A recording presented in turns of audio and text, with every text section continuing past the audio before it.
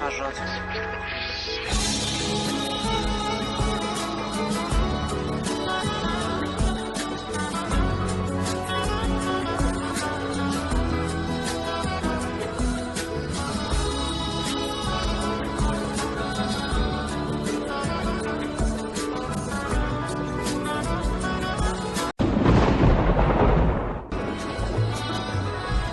قسمت نشد ببینم خدا نگهداری کنم، فرصت نشد بمونم و از تو نگهداری کنم.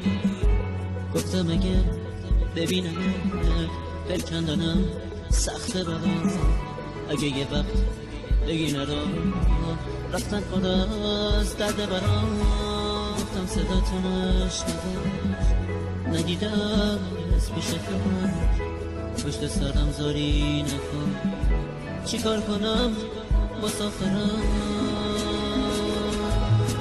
من میرم ولی باز تو بدون همیشه یاد تو از خاطر من فراموش نمیشه. گل من خوب میدونی بی تو تنهام عزیزم، اگه تو نباشی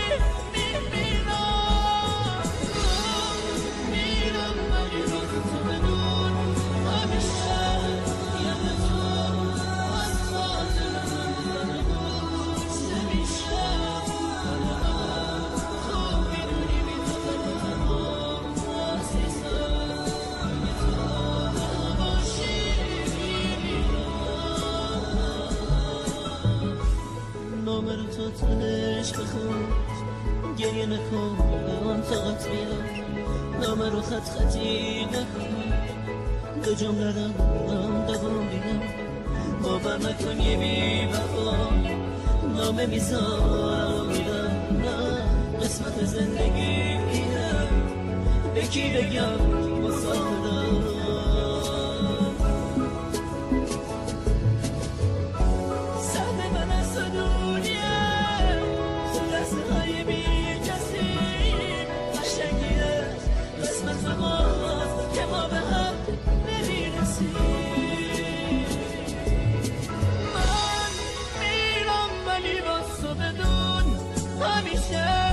یاد تو از خاطر من فراموش نمیشه.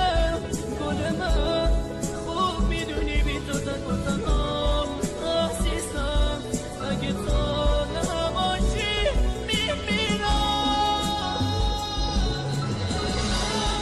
میرم ولی باز تو بدون همیشه یاد تو از خاطر من